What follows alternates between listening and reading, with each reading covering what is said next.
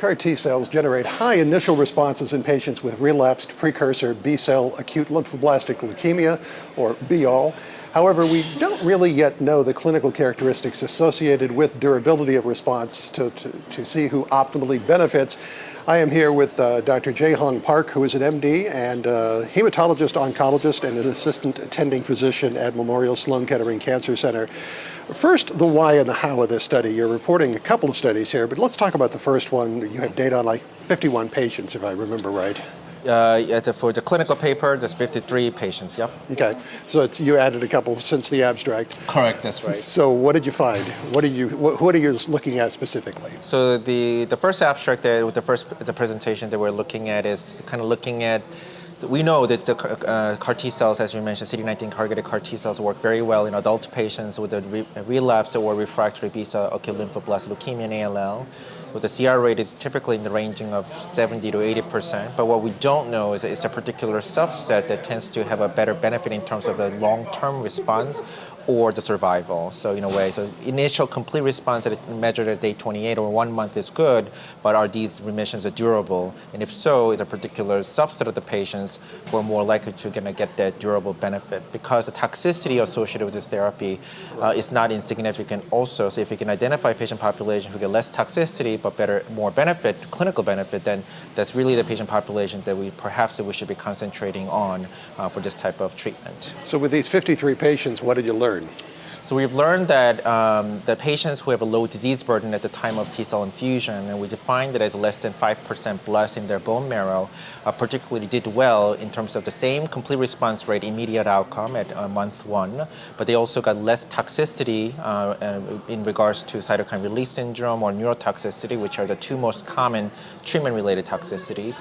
And they actually they did have a much more the durable outcome with a long-term survival, better than compared to patients who got treated with the T cells at the time of morphologic disease, meaning more than 5% blast in their bone marrow.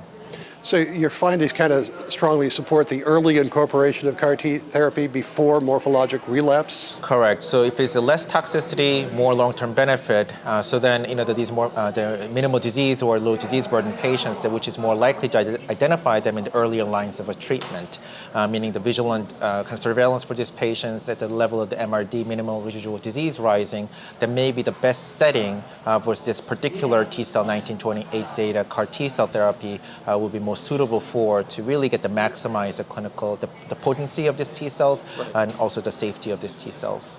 Now you're also presenting baseline and early post-treatment factors associated with severe neurotoxicity associated with CAR T cells in these patients. Tell me about that study.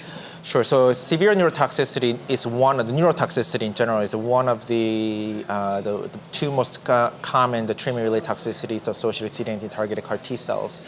The other toxicity, cytokine release syndrome, we actually now understand quite a bit about it, what clinical characteristics that's associated with the cytokine release syndrome, which again also goes along with the disease burden at the time of T-cell infusion. The higher the disease burden, more likely you're going to get the cytokine release syndrome. Neurotoxicity still remains a bit of an enigma, meaning in terms of the mechanism of why the patients get it, it's unclear. So we wanted to look at a particular clinical characteristics that we do see are associated with severe neurotoxicity, which we define as grade 3 or 4 neurotoxicity. And then what we found, and we looked at different variables. We looked at, similar to the cytokine release syndrome, so we looked at disease burden at the time of T-cell infusion, age of the patients, condition of chemotherapy these patients get, number of prior lines of therapies, infused dose of the T cells, and a bunch of different the laboratory parameters as well. Now, in terms of what you've learned, are you going to change anything as you go forward? So what we have learned is that the patients with higher disease burden tend to have a higher neurotoxicity, although it's not as clear dichotomy as to what we see with the cytokine release syndrome, meaning low disease burden patients still do get some severe severe neurotoxicity, although less frequently. And they do correlate with in vivo and after the T-cell expansion, so that as long as you get a higher degree of T-cell expansion, that probably generally indicate higher degree of immune activation that translated into the severe neurotoxicity. And then we have also looked at a bunch of other the blood parameters, the WBCs or platelet counts and albumins, and they're associated with the neurotoxicity as well. So knowing this information, what helped us is that when we get the grade 1 or grade 2 neurotoxicity, sometimes we don't know whether these patients actually will end up progressing to grade 3 or 4, and therefore we should intervene, or should just sit tight and wait, because some of these patients actually will just completely recover and then revert back to grade 1 to the normal. So I think what this helps us that we can identify high-risk patients, and therefore when we see them at grade 1 or 2, perhaps that we should intervene early to prevent it from going to grade 3 or 4 to severe neurotoxicity. What remains unclear is what is the best way to mitigate or to intervene, and that the non-specific immune suppression with a steroid is the most common way that we're doing it now, and as we understand more and more about that perhaps we can come up with a better targeted ways to manage this neurotoxicity. Are you feeling kind of confident that you're starting to get a handle on this? We're certainly at a first step. I think there are other aspects that we're looking at. There's another poster that was presented by my colleague Bianca Santamasso, the neurologist, who also looked at cerebrospinal fluid, cytokines, and radiographic imaging that's associated with it. So with all this data that we're gathering in a large number of patients, 53 patients, which is one of the largest data set that we have in adult ALL patients, that we believe that we're getting closer. We haven't found really one clear answer yet, but we're definitely getting closer to identifying what particular aspect of this is related to neurotoxicity, and therefore hopefully provide some insight into the mechanism of action as well.